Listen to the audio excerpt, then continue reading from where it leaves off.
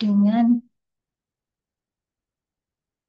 hasil penelitian yang disampaikan oleh para presentator.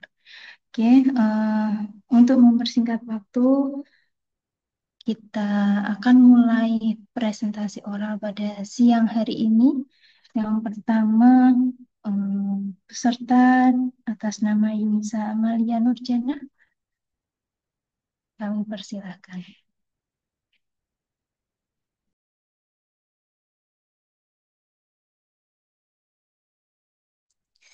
Mohon maaf, Lila, untuk Zoom-nya Yunsa, laptopnya masih trouble. Bisa ditunggu dulu ya sebentar. Ya, atau mungkin bisa kita lewati terlebih dulu ya. Untuk peserta yang kedua, Mbak Rinawati, sudah siap?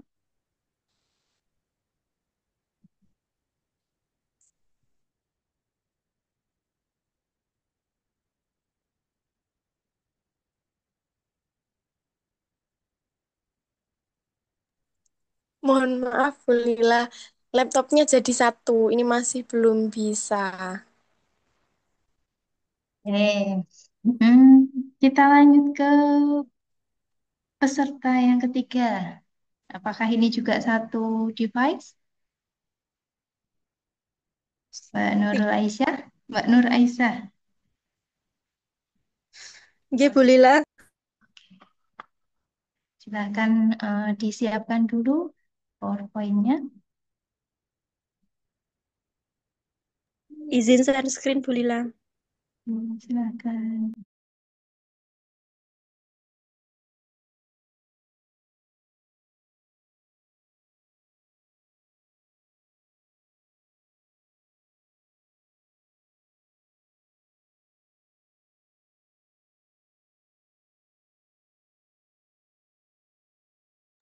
Waktu 10 menit ya Mbak Aisyah, termasuk nanti presentasi dan juga tanya jawab dan diskusi bersama Siap, Bu dengan Lila. adik-adik. Izin menyampaikan, nggih, Bu Lila. Silakan. Terima kasih, Bu Lila, selaku moderator. Di sini saya menyampaikan tentang eh, karya saya yang berjudul Hubungan Frekuensi Konsumsi Junk Food dan Tingkat Stres dengan Siklus Menstruasi pada Remaja di SMPN 2 Kerak. Gangguan siklus menstruasi menjadi permasalahan yang umum dialami remaja seperti polimenore, oligominore, amenore. Gangguan ini juga berdampak pada kesehatan reproduksi dan dapat menyebabkan anemia, infertilitas, serta risiko penyakit reproduksi.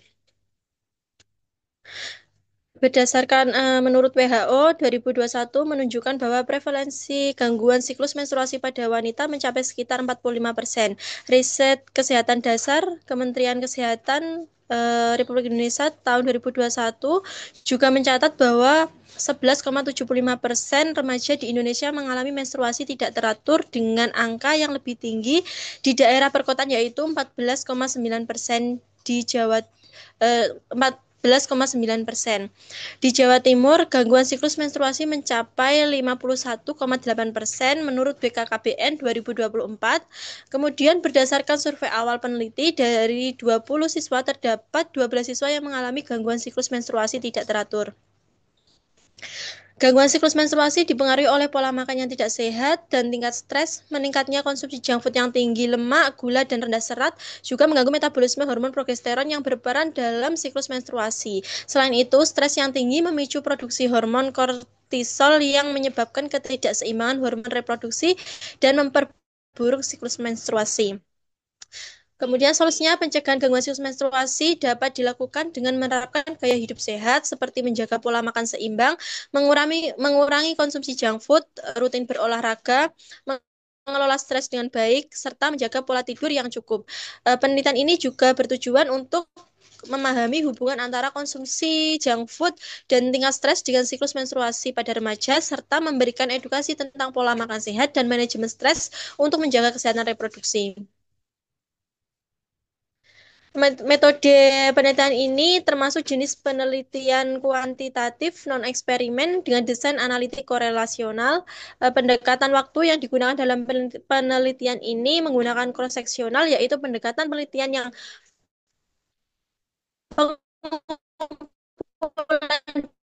kegiatannya dilakukan bersamaan ini adalah seluruh siswi kelas 7 dan 8 di SMPN 2 Kerak. Sampel dan dalam penelitian ini 84 siswa. Jenis sampling yang digunakan yaitu menggunakan probability sampling, yaitu sistem random sampling. Kemudian hasilnya untuk identifikasi responden berdasarkan 3,1%, kemudian 13 tahun 40,5%, 14 tahun 34,5%, dan 15 tahun 10%. Kemudian karakteristik responden berdasarkan pekerjaan orang tua, petani 56%, wira swasta 44%. Setelah itu, identifikasi frekuensi konsumsi junk food di SMN 2 Kerak tinggi 61,9%, kemudian sedang 23,8%, rendah 14,3%. Distribusi tingkat stresnya abnormal 66,7%, borderline 26,2%, kemudian normalnya 7,1%. Distribusi siklus menstruasi normal 34,5%, tidak normal 60,5%. Cross tab-nya hubungan frekuensi konsumsi junk food dengan siklus menstruasi. Konsumsi junk food tinggi dengan siklus menstruasi normal sebanyak 1,9%, tidak normalnya sebanyak 98,1%.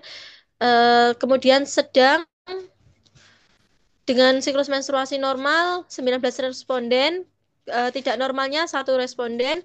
Kemudian rendah siklus menstruasi normalnya 9 responden, dan siklus menstruasi tidak normalnya 3 responden.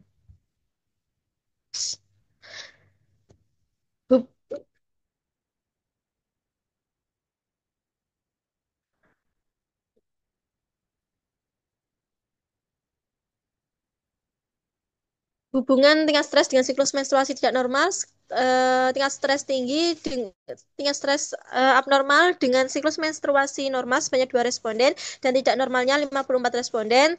Tingkat stres borderline siklus menstruasi normalnya 21 normal atau rendah. Siklus menstruasi normalnya 6 responden, kemudian tidak normalnya 0 responden. Hasil penelitiannya dianalisis menggunakan uji korelasi chi-square dengan tingkat signifikan alfa sama dengan kurang dari 0,05%, 0,05, dan perhitungannya dilakukan dengan menggunakan SPSS dengan nilai signifikan p-value sama dengan 0,000, sehingga p-value kurang dari 0,05, yang berarti semakin kecil nilai p-value maka semakin signifikan dari hasil penelitian. Kemudian maka bisa disimpulkan H1.A dan H1.B diterima, yang artinya ada hubungan frekuensi konsumsi junk food dan tingkat stres dengan siklus menstruasi pada remaja di SMPN 2 Kerak.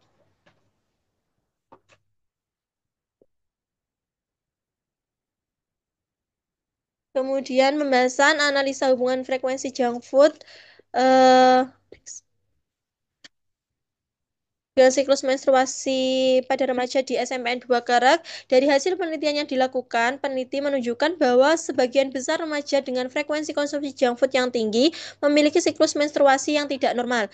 Kemudian menurut pendapat penulis, tingginya konsumsi junk food pada kelompok siswa tertentu dapat terjadi karena kombinasi antara faktor usia, lingkungan sosial, dan kondisi ekonomi keluarga. Siswa usia 12-15 tahun merupakan remaja awal yang sedang mencari kemandirian dan identitas sosial.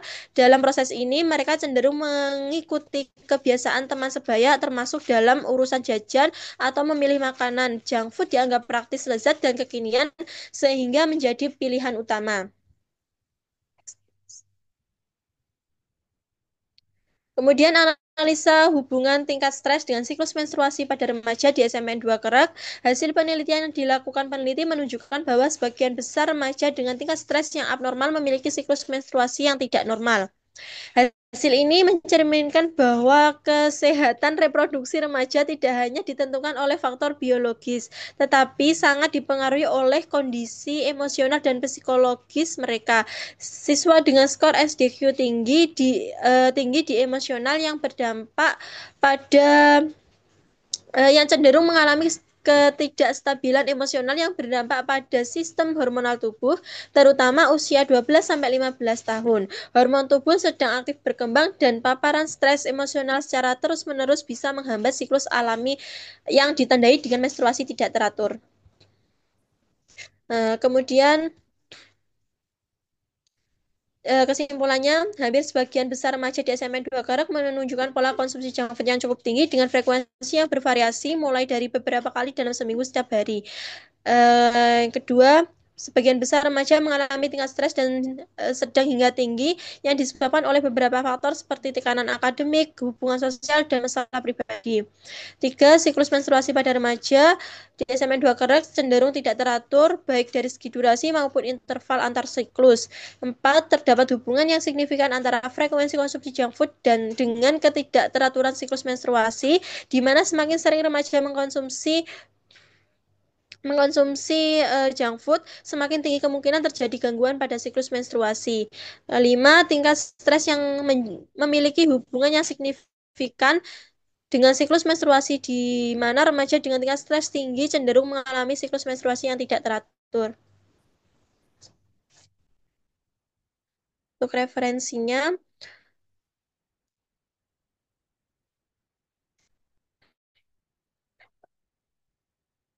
terima kasih, saya kembalikan ke moderator. Terima kasih Mbak Nur Aisyah. Presentasi yang sangat menarik ya ini hasil penelitiannya terkait dengan hubungan pola makan junk food dan juga stres terhadap siklus menstruasi remaja ya ini.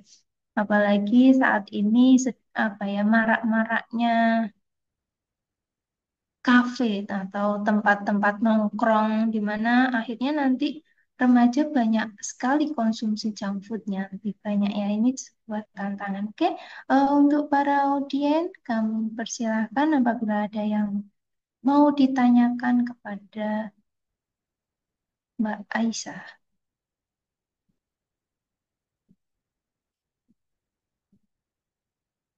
Sambil menunggu audiens mungkin ada yang bertanya nanti, coba kalau menurut Anda nih ya, kira-kira rekomendasi apa sih yang paling mendesak untuk diberikan pada remaja ini terkait junk food dan juga siklus menstruasinya, Mbak Aisyah?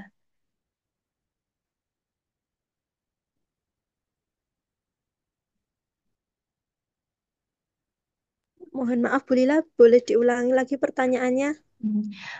Kira-kira rekomendasi apa yang bisa disampaikan ke remaja? Ini kan tadi ada hubungan yang signifikan ya antara konsumsi junk food dan juga siklus menstruasi. Nah, ini yang bisa diedukasikan atau yang bisa direkomendasikan untuk remaja apa ini?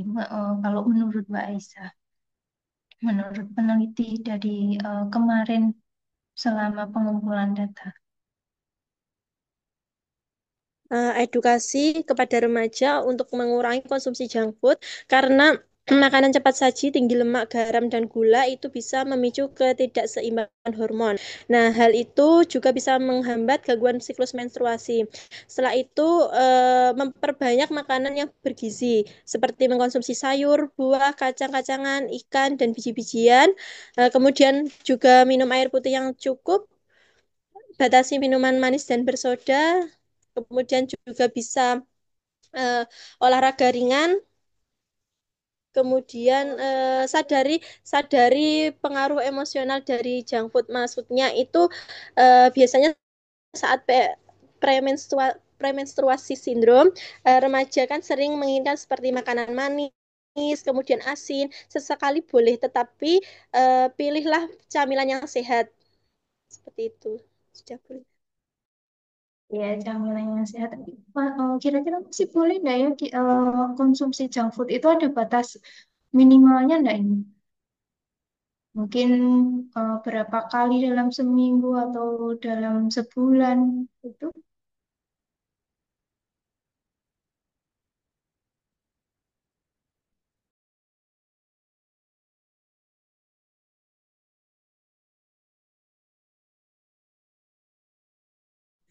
Boleh mengkonsumsi Bu Lila, tetapi harusnya idealnya itu minimal 1 sampai 2 kali per bulannya. Oke. Terima kasih Mbak Aisyah atas presentasinya yang luar biasa untuk para audien. Apakah masih ada yang mau didiskusikan atau disampaikan pada presentator?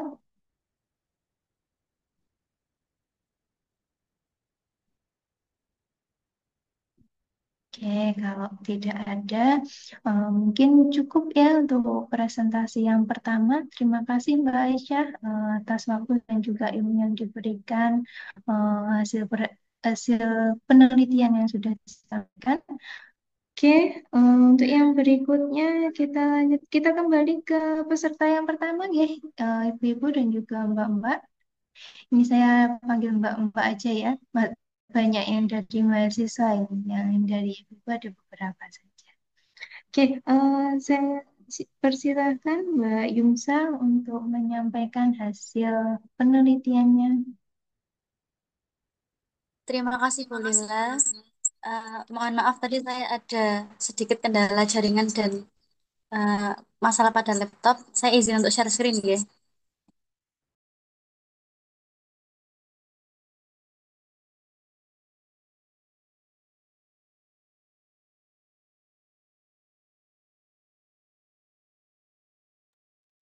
Apakah share screen saya sudah bisa dilihat?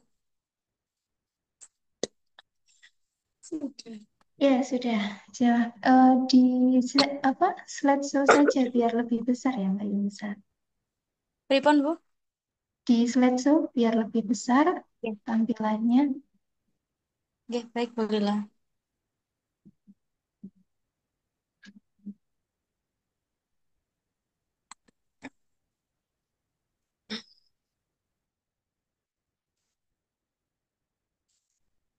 Baik, Assalamualaikum warahmatullahi wabarakatuh.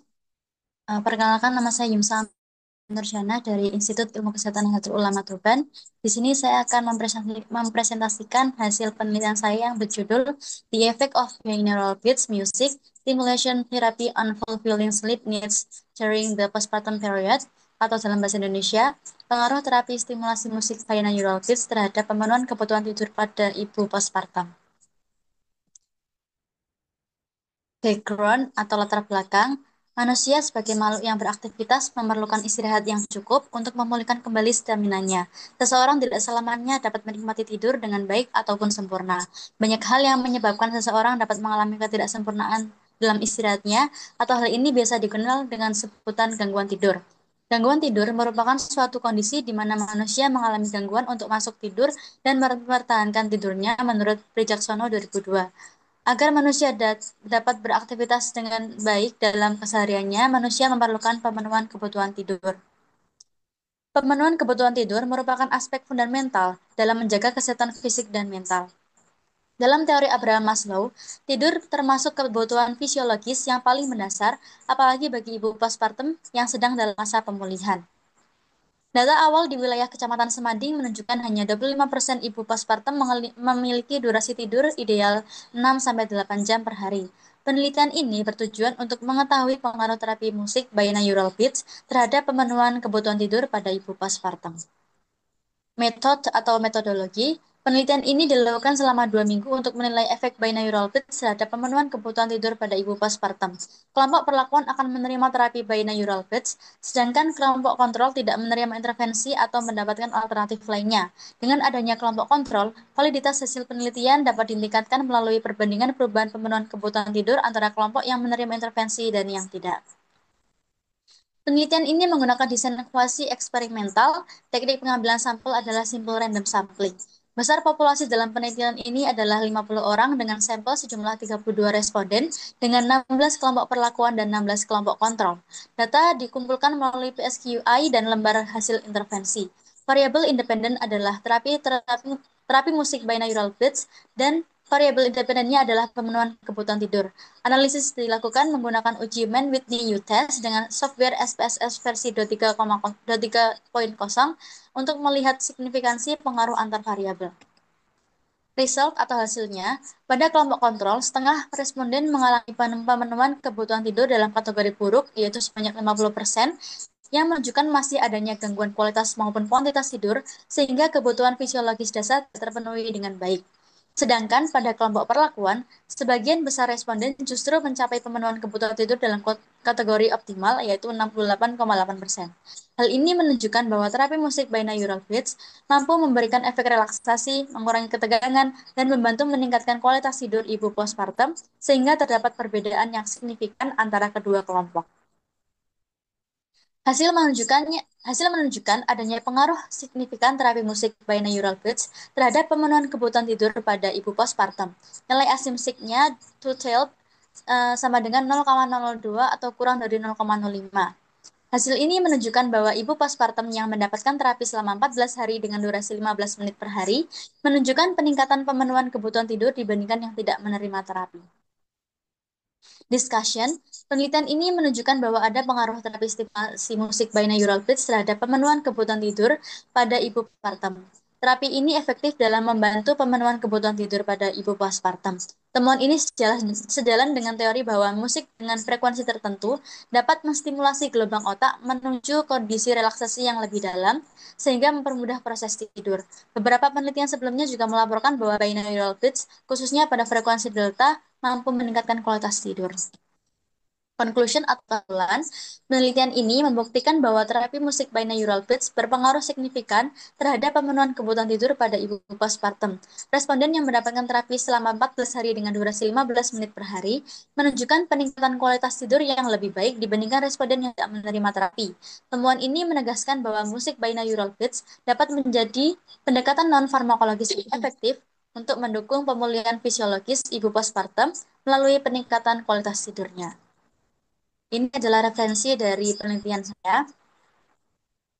Berikut adalah hasil presentasi saya. Demikian, terima kasih. Saya kembalikan ke moderator. Terima kasih Mbak Yumsa. Menarik sekali ya pengaruh terapi binaural beats terhadap kualitas tidur ibu postpartumnya ini. Ini sesuatu yang kiranya perlu kita bahas ini. Ya, gimana ini audien? Ada yang mau ditanyakan mungkin? Ada nggak ini yang penasaran? Apa sih itu terapi binaural beats? Sudah tahu semua kah?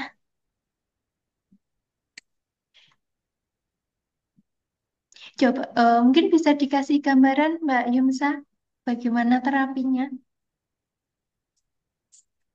Baik, Bu Lila. Jadi, terapi binaural beats itu adalah terapi musik yang didengarkan melalui dua frekuensi suara berbeda di antara telinga kiri dan kanan. Terapi ini itu lebih baik digunakan dengan menggunakan headset karena dalam terapi itu frekuensi kiri kanannya itu beda sehingga dapat menstimulasi gelombang otak yang mempengaruhi otak untuk merelaksasikan diri sehingga membantu ibu untuk memenuhi kebutuhan tidurnya. Jadi tidurnya itu lebih baik se uh, uh, tidurnya itu lebih baik apabila mendengarkan terapi binaural beats tersebut seperti itu. Berarti dengan dua musik yang berbeda ya? Uh, Musiknya sama tapi Musiknya frekuensinya sama, beda. frekuensinya yang berbeda ya, frekuensinya. Selama 15 menit dalam satu hari Dalam satu hari sebelum tidur. sebelum tidur. Cukup dilakukan Iya. saat malam hari saja kah? Atau mungkin bisa dilakukan kapanpun? Sebenarnya bisa dilakukan kapanpun, namun eh, karena waktu waktu ibu nifas itu banyak untuk bayinya, jadi efektifnya itu waktu malam hari, waktu sebelum tidur, seperti itu, Bu. Kira-kira ada pengaruhnya enggak? Maksudnya membuat ibu jadi sangat nyenyak tidurnya terus sampai sulit terbangun. Ada enggak kemarin dari hasil penelitiannya Mbak Yumsa yang kejadian seperti itu? Saking nyenyaknya tidurnya dengan apa setelah diberikan terapi ini.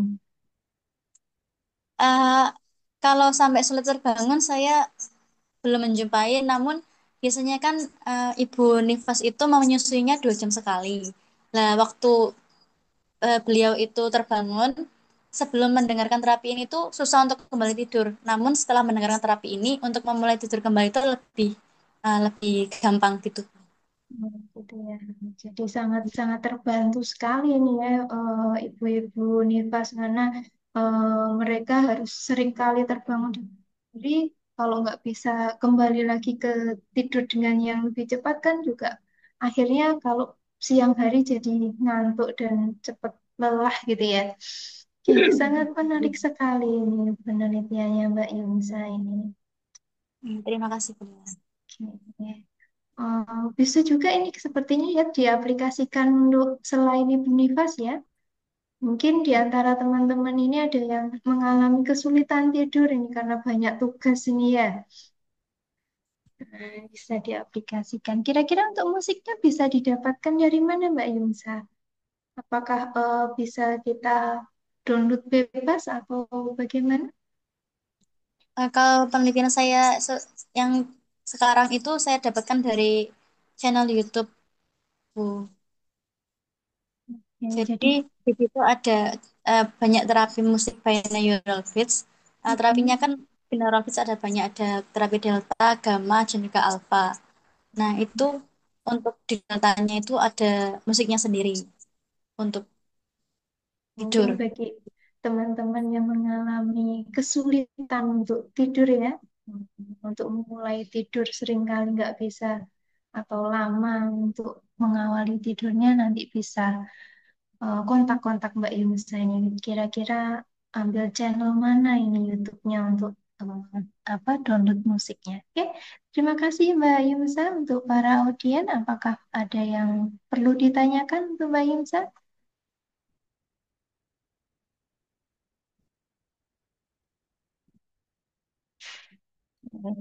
Saya kira tidak ada ya, ini karena ini eh, tenang dan menghanyutkan ini. Apa ngantuk semua ini untuk pesertanya?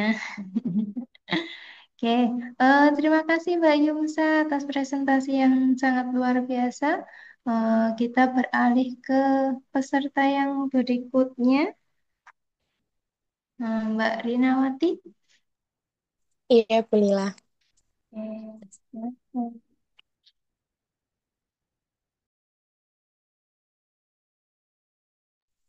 Mohon maaf, Bu Lila, izin untuk share screen, nggih.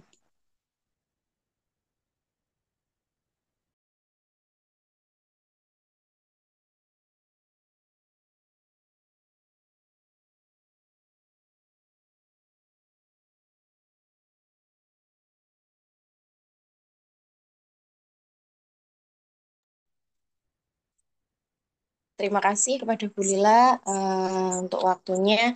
Sebelumnya, perkenalkan nama saya Rina Watiningsi dari Institut Ilmu Kesehatan Nahdlatul Ulama Tuban. Izin untuk mempresentasikan hasil dari penelitian saya yang berjudul Pengaruh Pijat Bayi terhadap Badan Bayi Usia 6-12 bulan. Untuk latar belakangnya, masa bayi usia 0-12 bulan merupakan periode emas pertumbuhan di mana berat badan menjadi indikator penting untuk menilai status gizi dan perkembangannya. Namun masih banyak bayi usia 6-12 bulan yang kenaikan berat badannya tidak sesuai standar sehingga beresiko mengalami gizi kurang dan stunting. Dari data SSGI tahun 2022 menunjukkan prevalensi balita gizi kurang di Jawa Timur besar 17,1% dan menurun menjadi 15,9% pada tahun 2003. WHO merekomendasikan kenaikan berat badan ideal di usia 6-9 bulan sebesar 3.500 sampai 450 gram per bulan dan usia 10 sampai 1 bulan. Kemudian salah satu upaya non farmakologis yang dapat mendukung pertumbuhan bayi yaitu pijat bayi. Nah, pijat bayi ini sendiri stimulasi sederhana yang bermanfaat meningkatkan nafsu makan, penyerapan nutrisi, serta mempererat ikatan emosional ibu dan bayi. Penelitian sebelumnya membuktikan pijat bayi mempengaruhi positif terhadap pertumbuhan berat badan. Namun praktik ini masih jarang dilakukan di masyarakat, termasuk di Posyandu Leran Kulon, Oleh karena itu, penelitian ini dilakukan untuk mengetahui pengaruh pijat bayi terhadap pertumbuhan berat badan bayi usia 6-12 bulan. Pada metode penelitian ini menggunakan desain fase eksperimen dengan rancangan one group pretest post-test design di lokasi penelitian di Posyandu Leran Kulon, Kecamatan Palang, Kabupaten Tuban pada bulan Juni sampai Juli 2025. Untuk populasi seluruh bayi usia 6-12 bulan yang tercatat di Posyandu sebanyak 35 bayi, sampai penelitian berjumlah 16 bayi yang dipilih secara random sampling dengan kriteria inklusi bayi sehat, tidak menderita infeksi akut, dan ibu bersedia menjadi responden. Intervensi berupa pijat bayi sesuai standar teknik meliputi pijatan pada kaki, pada tangan, perut, dada, punggung, dan juga wajah. Pemijatan dilakukan 4 kali dalam 1 bulannya, jadi 1 minggu 1 kali. Untuk masing-masing berdurasi kurang lebih 15-20 menit. Berat badan bayi diukur sebelum pretest dan sesudah post-test menggunakan timbangan digital. Data dianalisis menggunakan uji Wilkinson Signature Test untuk mengetahui perbedaan rata-rata berat badan sebelum dan sesudah intervensi. Dari hasil penelitian menunjukkan bahwa sebelum dilakukan pijat bayi, dari 16 responden terdapat 13 bayi atau 81,3% yang mengalami kenaikan berat badan. Dan 3 bayi, 18,8% berat badannya tetap. Setelah dilakukan intervensi pijat bayi, seluruh responden 100% mengalami kenaikan berat badan. Di rata-rata berat badan bayi sebelum intervensi 9.193,75 gram dan meningkat menjadi 9.593,75 gram setelah dilakukan intervensi dengan rata-rata kenaikan 400 gram. Hasil dari penelitian ini, hasil uji Wilkinson menunjukkan nilai p-value 0,00 yang berarti terdapat perbedaan signifikan antara berat badan bayi sebelum dan sudah dilakukan pijat bayi. Jadi hal ini membuktikan bahwa pijat bayi berpengaruh nyata terhadap pertumbuhan berat badan bayi usia 6-12 bulan. Pada penelitian ini menunjukkan adanya peningkatan rata-rata berat badan bayi sebesar 400 gram setelah dilakukan pijat bayi dengan hasil uji Wilkinson menunjukkan nilai p-value 0,000. Hal ini membuktikan bahwa pijat bayi berpengaruh signifikan terhadap pertumbuhan bayi usia 6-12 bulan. Jadi peningkatan berat badan dapat dijelaskan melalui stimulasi nervus vagus yang merangsang sekresi hormon gastrin dan insulin, sehingga proses pencernaan dan penyerapan nutrisi menjadi lebih optimal.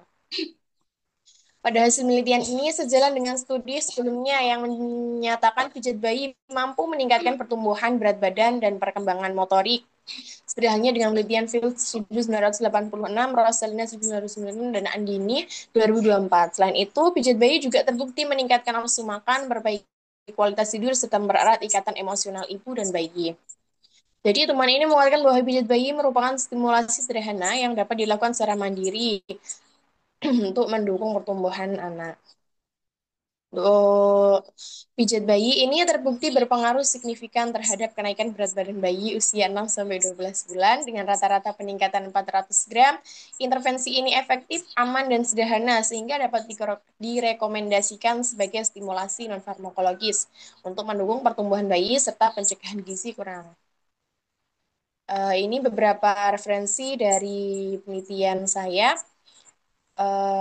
Terima kasih. Saya kembalikan kepada moderator. Terima kasih Mbak Rina. Juga eh, apa ya, terapi komplementer ya, salah satu bentuk terapi komplementer di mana pijat bayi ini berpengaruh terhadap perubahan berat badan bayi gitu ya. Sangat menarik juga ini penelitiannya Mbak Rina. Berapa lama ini Mbak Rina eh, apa pijatnya? Untuk pijatnya dilakukan 1 minggu 1 kali selama 4 minggu, Bu Lila. Oh, selama 4 minggu ya. Berarti tadi peningkatan berat badan rata-ratanya 400 ya. Cukup banyak, Iya, hampir 400 setengah gram. kilo. Efektif sekali nih. Bisa sangat sangat direkomendasikan nih ya. Kenapa ini tadi saya simak tadi ini diberikan untuk bayi di atas 6 bulan ya. Kenapa Iya, ini kok? Mm-mm. diberikan di usia Apa 6 ada sampai 12 pertimbangan bulan. tertentu? Karena pada usia 6 sampai 12 bulan itu transisi dari ASI eksklusif ke MPASI, Bu. penyesuaian. Penyesuaian ya, mungkin di masa-masa itu juga banyak yang picky eater ya, pilih-pilih makanan ini juga bisa sebagai alternatif ini untuk ibu-ibu melakukan pijat bayi. Bisa dilakukan sendiri kah ini untuk ibu-ibu? Apa ada bekal khusus? Mungkin ada beberapa pijat yang hanya boleh dilakukan oleh terapis atau pijat apa yang boleh dilakukan oleh ibu sendiri? Atau Untuk pijatnya bisa dilakukan pada ibunya sendiri, tetapi lebih baik dengan terapis yang sudah ahlinya ya, Bu. Soalnya untuk perlakuannya lebih lebih efektif. mungkin ada yang mau berdiskusi nih dari para audien pada Mbak Rina ini. Sudah buka baby spa kah atau pijat spa untuk Mbak Rina ini? Alhamdulillah, dari penelitian ini saya sudah buka home care, Bu Lila. Alhamdulillah, berarti ini eh, dari penelitian dan berujung ke apa namanya wirausaha ya ini, Iya. entrepreneur ya ini. Oke, semoga lancar terus ini Mbak Rina Amin. Terima ini kasih, Bu Lila.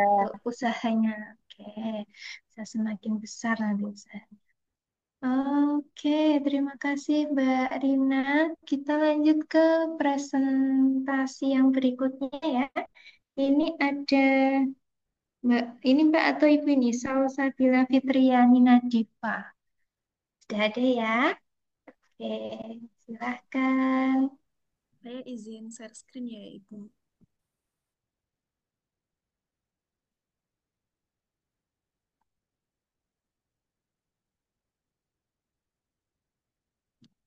Apakah sudah terlihat share screen saya, nggih? Ya, sudah.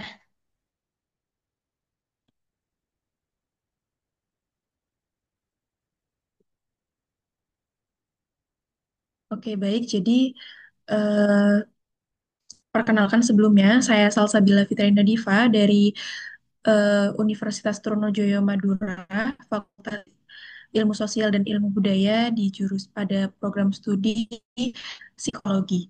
Jadi, judul dari penelitian saya adalah The Importance of Self-Regulation in Adjusting to Pregnancy in First Time, a Literature Review, yakni pentingnya regulasi diri dalam menyesuaikan kehamilan pada ibu hamil dengan kehamilan pertama.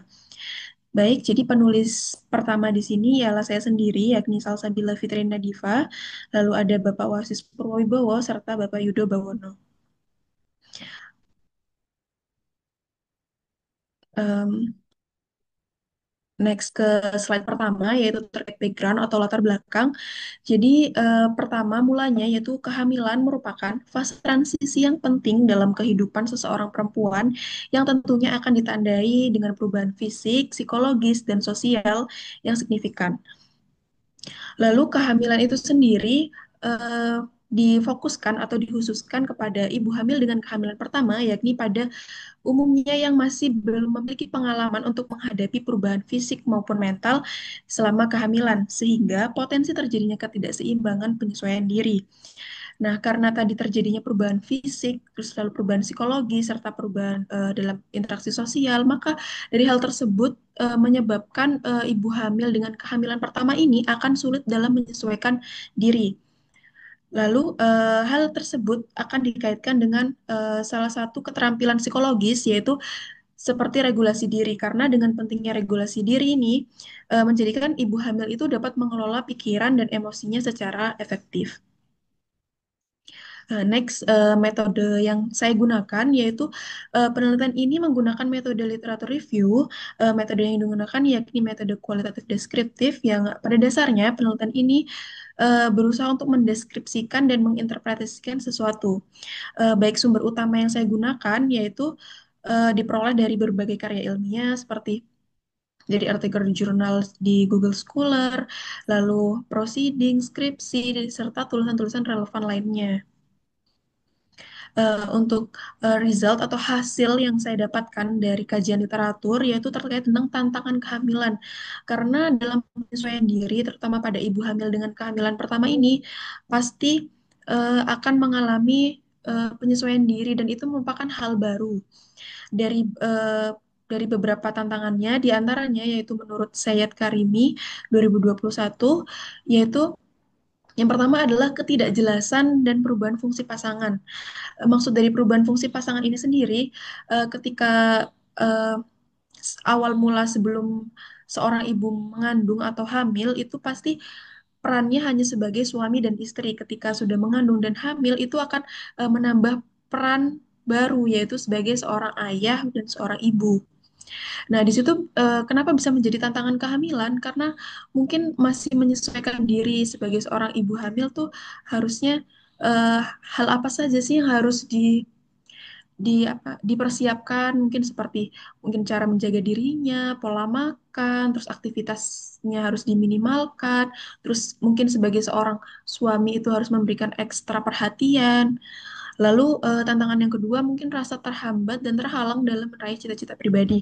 Bagi ibu hamil mungkin yang bekerja ketika harus mengandung, ketika kehamilan itu sudah mencapai trimester akhir atau trimester ketiga, itu mengharuskan seorang ibu hamil mungkin untuk cuti atau bahkan ada yang resign dari pekerjaannya, sehingga hal tersebut menjadi tantangan bagi ibu hamil dalam meraih cita-cita pribadi.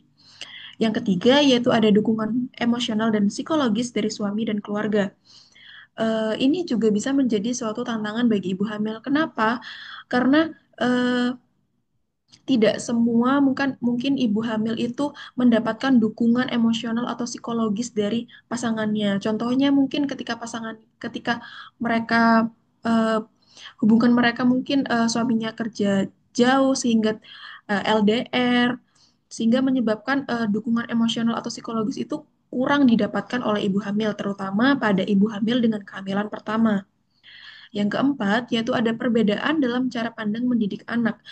Bahkan sebelum anak itu lahir atau masih dalam kandungan, pastinya ibu dan ayahnya itu sudah memikirkan bagaimana cara akan memilih pola asuh bagi anak ini. Dan itu bisa saja menjadi suatu tantangan apabila sulit untuk menyamakan persepsi antara eh, suami dan istri. Selanjutnya yaitu perubahan dalam kehidupan seksual. Untuk poin ini, tantangan kehamilannya mungkin rasa khawatir, rasa takut, rasa tidak nyaman yang dihadapi oleh ibu hamil ketika akan melakukan hubungan seksual. Selanjutnya yaitu kekhawatiran tentang kemampuan untuk membiayai anak. Selain faktor-faktor di atas, tantangan-tantangan yang sudah saya sampaikan tadi, faktor finansial tentunya juga memegang peranan penting yang menjadi tantangan kehamilan. Terlebih lagi apabila dengan hadirnya seorang anak tersebut dalam kehamilan mungkin di luar dari apa ya perencanaan atau prediksi dari pasangan tersebut. Semisalnya memprediksi bahwa setelah setahun menikah baru akan memiliki anak, tetapi ternyata sebelum mencapai target itu sudah mengandung. Jadi itu bisa saja menjadi tantangan kehamilan karena belum siap atau belum matang dalam aspek finansial. Yang terakhir yaitu ketidakpuasan terhadap perubahan fisik. Nah, balik lagi ke latar belakangnya tadi saya sampaikan bahwa kehamilan itu akan menyebabkan perubahan fisik dan juga perubahan psikologis. Nah, pada poin ini terjadi ketidakpuasan terhadap perubahan fisik. Seperti yang mungkin kita ketahui beredar di media sosial bahwa perubahan fisik yang terjadi pada ibu hamil, mungkin ini tidak semua ibu hamil mengalami seperti ini, tapi ada beberapa yang mengalami seperti pregnant nose atau perubahan bentuk tubuh atau wajahnya yang mendadak breakout. Nah, itu bisa saja menjadi tantangan besar bagi ibu hamil untuk bagaimana caranya untuk menyesuaikan diri dengan perubahan fisik yang dialami. Selanjutnya, eh, regulasi dalam konteks ini dari konteks penelitian yang saya lakukan menjadi faktor yang mempengaruhi keberhasilan dalam penyesuaian diri. Mungkin di slide ini tidak saya masukkan, tapi saya akan bahas secara lisan bahwa dalam penyesuaian diri menurut bukunya Snyder yang Self Adjustment pada tahun 1960 itu menyebutkan bahwa dalam faktornya terdapat self regulation. yang mempengaruhi keberhasilan suatu penyesuaian diri. Karena hal tersebut membantu ibu mengatur emosi ketika menghadapi ketidaknyamanan, lalu mendorong pemikiran yang reflektif. Pemikiran reflektif itu seperti apa? Yaitu pemikiran yang tiba-tiba terlintas itu untuk menilai suatu situasi secara realistis, serta meningkatkan kontrol perilaku sehingga mampu mempertahankan kebiasaan sehat meskipun berada dalam kondisi yang penuh tekanan. Jadi, regulasi diri ini tuh mengatur ibu hamil itu agar tetap positive thinking atau tetap eh, berpikiran positif dan berada dalam kebiasaan sehat meskipun ibu hamil itu berada dalam kondisi penuh tekanan karena mungkin perubahan fisik yang dialami, lalu perubahan psikologi seperti mudah cemas, mudah marah, atau mood swing. Nah, selain itu juga dengan regulasi yang baik ini, ibu hamil akan lebih mampu mengelola perubahan, lalu menjaga kesejahteraan mental dan membangun kesiapan peran sebagai orang tua, yaitu peran sebagai seorang ibu.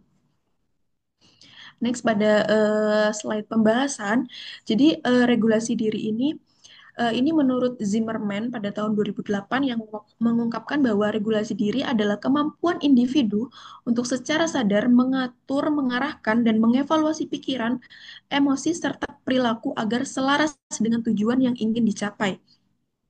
Nah, jadi kemampuan regulasi ini tuh diharapkan itu dapat diterapkan oleh ibu hamil, terutama pada ibu hamil dengan kehamilan pertama, yang dengan demikian ibu hamil dapat menyesuaikan kehamilan melalui regulasi diri tersebut. Kenapa saya tekankan pada ibu hamil dengan kehamilan pertama? Karena tentunya proses penyesuaian diri itu merupakan hal baru bagi ibu hamil. Nah, dalam regulasi diri menurut Zimmerman ini terdapat 3 aspek yang harus dicapai seseorang agar mencapai regulasi diri yang baik. Di antaranya adalah metakognisi. Metakognisi adalah bagaimana seseorang itu secara sadar itu mengatur pikirannya bagaimana cara agar baik dalam perencanaan, pemantauan, lalu hasil dari apa yang direncanakan tersebut. Nah, yang motivasi itu apa? Jadi keyakinan untuk mendorong ibu hamil itu melakukan sesuatu atau tindakan. Lalu perilaku adalah cerminan dari motivasi itu sendiri. Jadi ketika ada keyakinan atau dorongan untuk melakukan sesuatu, maka perilaku itu bentuk nyata dari motivasi tersebut. Nah, selanjutnya dari penelitian terdahulu, pada penelitian yang dilakukan oleh Sari pada tahun 2020 menunjukkan adanya hubungan signifikan dan negatif antara regulasi ini dengan kecemasan ibu hamil di UPTD Puskesmas Kecamatan Kalijambe Kabupaten Sragen.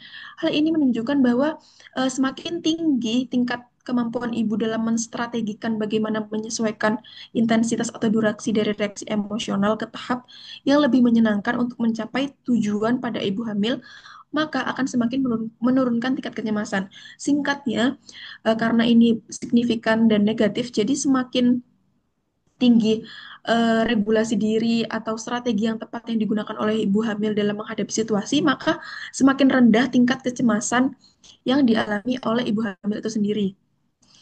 Yang kedua, penelitian yang dilakukan oleh Lestari pada tahun 2024 yang memiliki kesamaan pada variabel regulasi diri, yakni mengikuti kelas ibu hamil eh, ibu hamil itu akan tereduksi dan lebih siap menghadapi persalinan atau dalam menghadapi masa kehamilannya.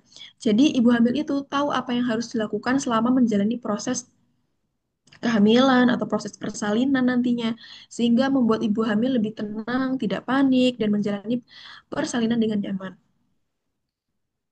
Oke, baik.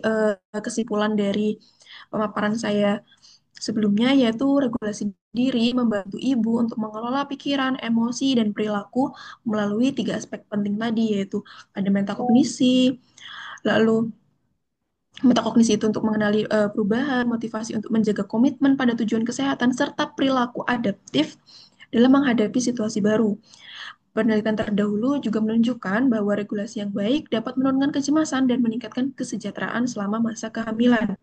Oleh karena itu, regulasi diri perlu dioptimalkan melalui psikoedukasi seperti penelitian sebelumnya yaitu kelas ibu hamil dan tentunya tidak kalah penting adalah dukungan keluarga.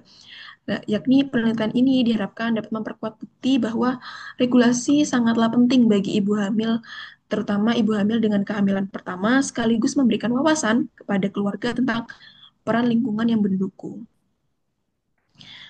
Berikut adalah referensi yang saya gunakan. Selanjutnya, saya kembalikan ke moderator. Ya, terima kasih.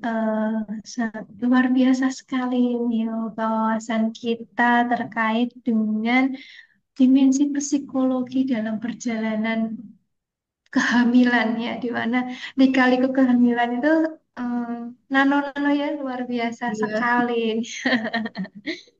Oke, dari yang saya tangkap tadi ada satu poin penting yang iya, saya garis bawahi bahwa bagaimana regulasi diri atau self-regulation ini menjadi benang merah ya, sehingga ibu itu bisa menyesuaikan diri terhadap perubahan selama masa kehamilan. Karena kita tahu sendiri eh, akan mengalami banyak sekali iya. perubahan baik dari segi fisik ataupun psikologis gitu ya. Jadi harus sangat apa ya dipersiapkan jauh-jauh hari gitu ya. Itu cuman misalkan ini Mbak Salsabila. Iya. Ini panggilannya apa ini? Salsa atau Salsabila apa nih? Fitriani. Oh, Salsa. Salsa. Oke, Mbak Salsa. Eh, Kalau sesuatu yang sudah direncanakan dan terjadi sesuai rencana itu kan sangat alhamdulillah sekali ya. Iya, Tapi iya. kalau tidak sesuai rencana itu bagaimana itu apa namanya cara regulasi dirinya? Ada tips dan trik mungkin dari Mbak Salsa? Oh, mungkin terkait tadi yang aspek metakognisi, bagaimana perencanaan ibu. Mungkin contohnya kayak bentuk nyata metakognisi itu kayak mungkin mengatur jadwal konsul ke dokter. Misal tahu nih kapan harus konsul, terus mungkin kayak mencatat perubahan fisik apa sih yang dialami sehingga ibu tuh aware dan itu bisa dikonsulkan kepada dokter gitu. Nah, mungkin kalau misal nggak sesuai perencanaan, kita balik lagi ke individu tersebut. Kenapa nggak bisa sesuai perencanaan? Apakah di situ mungkin kurangnya apa dukungan, mungkin ibu hamil itu awasan akan hal tersebut. Nah, itu bisa saja terjadi. Namun regulasi diri yang mungkin yang bisa dilakukan, ya balik lagi regulasi diri itu kan bagaimana cara kita mengontrol diri kita sendiri gitu ya Ibu ya. Nah, kalau itu nggak muncul kesadaran dari ibu hamil itu sendiri, ya perencanaan yang awalnya udah direncanakan seperti ini, tapi tidak tercapai, ya mungkin balik lagi ke individunya bahwa mungkin belum siap akan kehamilannya, terus mungkin dari lingkungan sekitarnya mungkin kurang mendukung atau permasalahan yang terjadi sehingga bisa saja itu menjadi penghambat dari perencanaan tersebut. Oke, jadi memang kehamilan itu adalah sesuatu yang Iya, harus direncanakan ya, tidak bisa mak dunduk tiba-tiba hamil gitu ya. Jadi harus direncanakan jauh-jauh hari. Maka itu pentingnya apa ya? Sekarang ada namanya masa prasepsi gitu ya, atau eh, kalau di kebidanan itu ada apa kebidanan di masa prakonsepsi, jauh sebelumnya ada juga di masa remaja dan pranikah. Nah itu masa-masa yang harus benar-benar disiapkan ya. Jadi tidak apa ya, tidak hanya misal kalau mau menikah tidak hanya disiap dari segi apa wedding apa pestanya yang meriah atau apa ya, tapi dari kedepannya iya harus betul. ditata jauh-jauh hari. Oke, wah luar biasa sekali. Ini dari sini kita bisa belajar dimensi apa ya fisik luar biasa sekali. Dan Terima kasih. masalah kesehatan mental itu juga harus Iya betul. benar-benar diperhatikan ya. Jadi misal seseorang wanita yang apa ya, dengan oh saya butuh bantuan ini ada harus apa ada luka yang harus disembuhkan terlebih dahulu sebelum sebelum benar-benar melangkah akan apa namanya mengasuh anak kita sendiri yang harus disembuhkan dulu ya gitu ya. Oke, terima kasih Mbak Salsa, luar biasa sekali nih Baik, jauh-jauh Bu yaitu Nina. Nojoyo ya. Iya, Salam untuk teman yang ada di sana, sehat iya selalu. Ibu. Oke, Makasih. selanjutnya kita beralih ke Bu Ilmi. Sudah siap? Iya, Bunda. Oke. Suara saya sudah masuk, Bu. Sudah merdu sekali nih, aku ngantuk lama-lama. Oke, silakan Bu Ilmi. Baik, terima kasih Bu Lila untuk waktu dan kesempatannya. Assalamualaikum warahmatullahi wabarakatuh.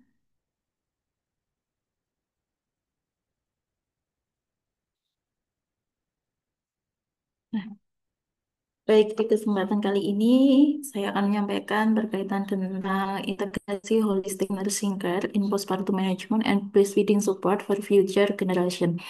Berhubungan dengan tema kita pada hari ini di seminarnya kebidanan.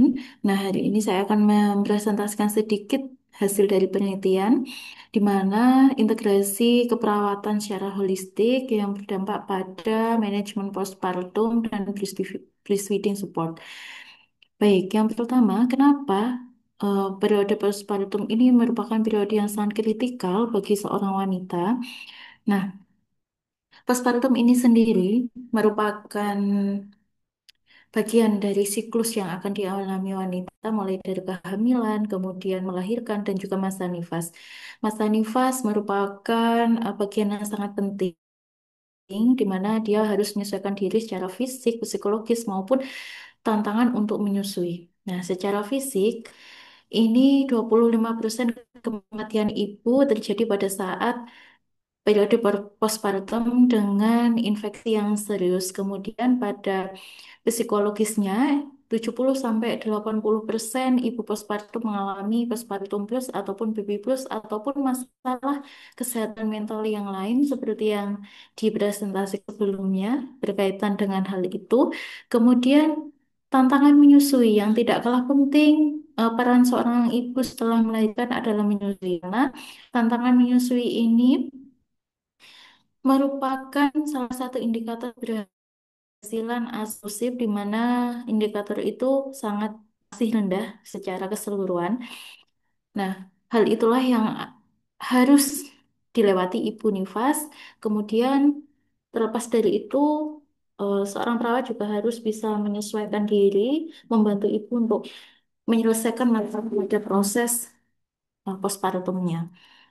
Kemudian penelitian ini menggunakan metode kualitatif dengan studi fenomenologi pada ibu postpartum di Kabupaten Tuban dengan 12 partisipan ibu postpartum yang memiliki bayi 0 sampai dengan 6 bulan.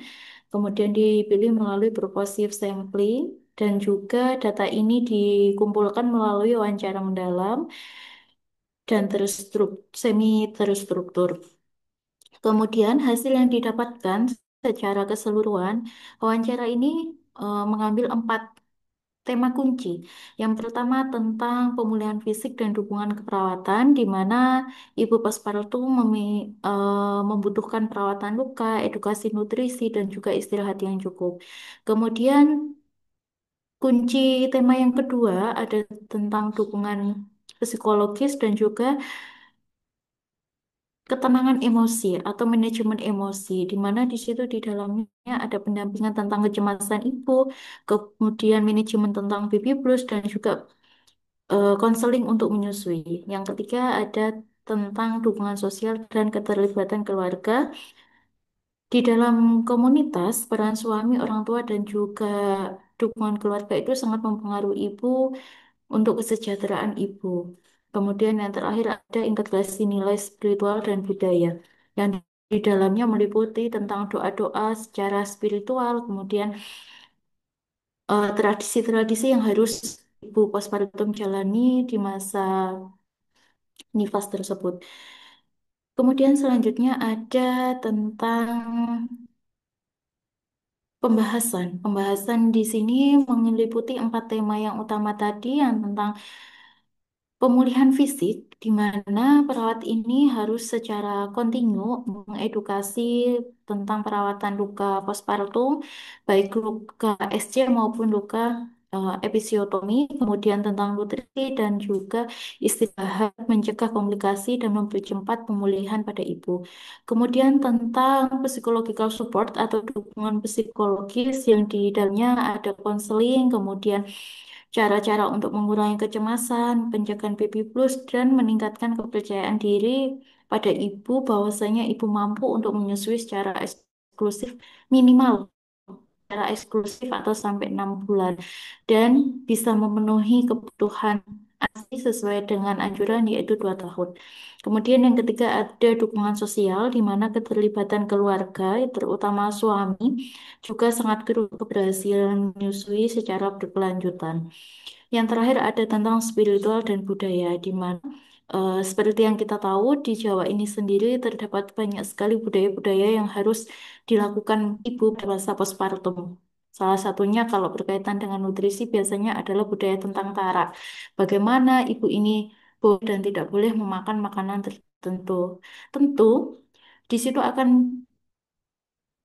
didapatkan gap, di mana apalagi ibunya ini sadar tentang kesehatan. Pasti beliau tidak akan melakukan yang namanya tara itu. Nah, dukung tentang spiritual dan budaya yang perlu disosialisasikan secara luas di lingkungan ibu Kartun.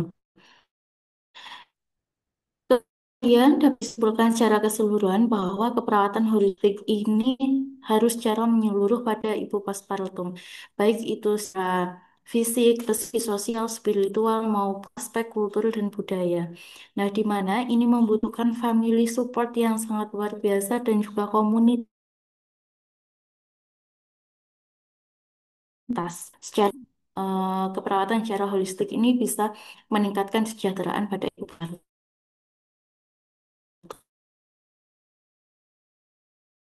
kandungnya. Terima kasih Bu Yanti.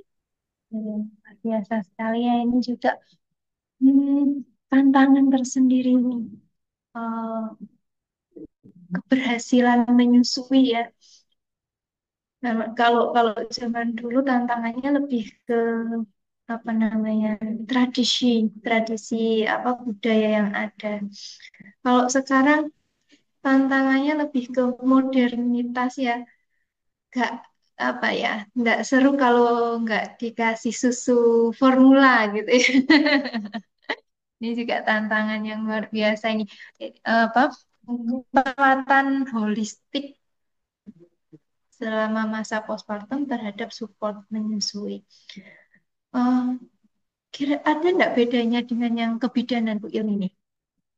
Kalau di kebidanan mungkin sebabnya yang sebutannya saja Bu mungkin ya. Kalau di keperawatan kan ada keperawatan secara holistik.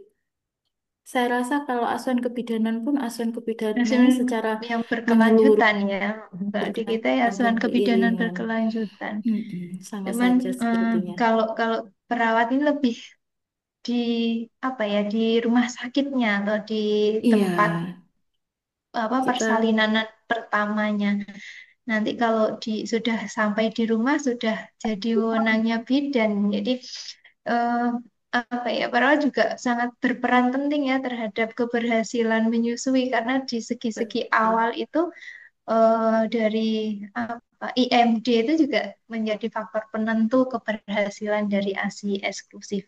Ya, monggo, mungkin ada yang perlu didiskusikan dengan Bu Ilmi ini dari teman-teman audien, teman-teman kebidanan, ataupun dari peserta yang lainnya. Ye, mungkin sedikit tambahan Bu Lila. Bahkan Oke, update-nya itu sekarang bukan IMD yang menjadi tolak ukur. Ada SSC namanya skin to skin contact. Jadi oh, yang harus dilakukan terlebih dahulu itu justru SSC-nya. Jadi 1 sampai 2 jam atau bahkan mungkin 3 jam itu ibu harus kontak skin to skin dengan bayinya. Itu untuk bondingnya. Baru kalau penelitian terbaru itu dari skin to skin 1 sampai 3 jam itu Ketika ibu dan anak bisa melewati sampai 3 jam, kemudian diikuti dengan IMD, dengan bayinya sendiri yang mencari puting susu ibu, itu bisa meningkatkan indikator keberhasilan menyusui sampai 2 tahun. Kayak Begitu gitu ya. mungkin. Jadi, Update-nya itu mungkin. jadi apa namanya? Kalau di kebidanan istilahnya IMD ya. Jadi sekarang jadi SSC ya. Jadi memang saat ini keberhasilannya itu dari IMD itu yang dilihat bukan dari dia berhasil menyusu atau tidak, tapi lebih ke apa? Usahanya dia dalam mencari puting susu dan di situ sudah ada skin to skinnya ya karena memang dia keluar dari perutnya ibu dari rahim, kemudian didengarkan dengan detak jantung. Harapannya kalau dilakukan di payudara, di dada itu kan tidak hanya skin to skin, tapi dia bisa mendengar ritme detak jantung ibu dan ngiras-ngirus ya ini istilahnya, ngiras-ngirus skin to skin, ngiras-ngirus apa mendengarkan tadi irama detak jantung ibunya, kemudian dia mencapai kebutuhannya untuk menyusui itu. Oke, terima kasih Bu Ilmi nih apa terkait dengan keberhasilan menyusui ya ini ASI eksklusif ini yang perlu kita galakkan ini bagi ibu-ibu bidan tetap harus semangat ya ini dalam memberikan dukungan dalam keberhasilan ASI eksklusif. Oke, terima kasih Bu Ilmi. Kita beralih ke peserta yang berikutnya, Ibu Ika Yuni Susanti.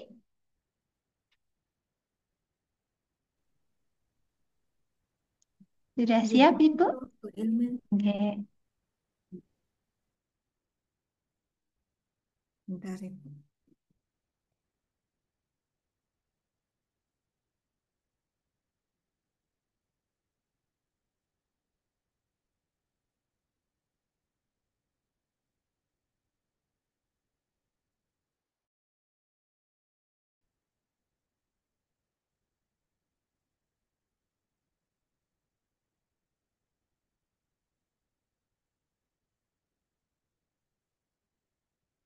Iya.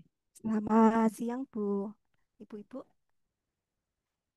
Selamat siang, apakah Ibu. apakah PPT saya sudah terlihat, Ibu? Iya, sudah. Suaranya kecil sekali, Ibu.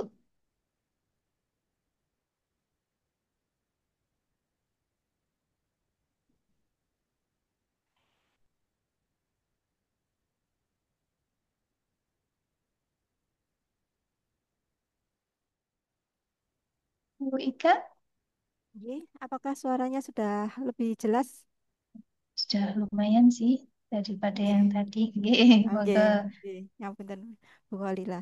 Baik, Ibu menika mohon izin untuk mempresentasikan penelitian kami.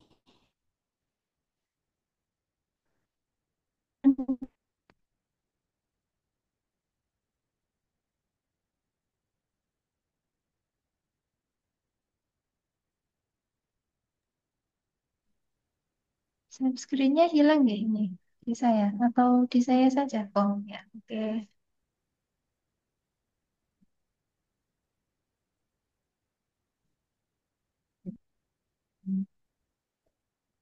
Baik, Bismillahirrahmanirrahim. Ini untuk presentasi dari kami adalah Giving Papaya Seed atau Karika Papaya as an anti-helmintic for worm infestation in preschool children. Kami dari Sahid Mojokerto. Untuk background, saat ini stunting merupakan masalah serius yang dihadapi Indonesia yang akan mempengaruhi kesehatan sosial masyarakat serta keberlangsungan bangsa di masa yang akan datang. Salah satu penyebab stunting adalah terjadinya infeksi yang tidak tertangani pada bayi dan anak-anak.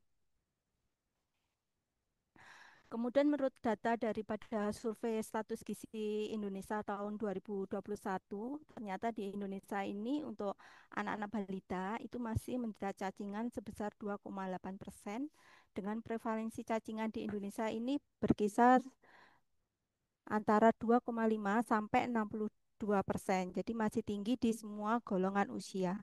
Kemudian prevalensi cacingan sendiri ini bisa mencapai 80%. Ini terutama pada daerah-daerah yang sanitasinya buruk dan 60%-nya terjadi pada anak-anak usia 5 sampai 14 tahun.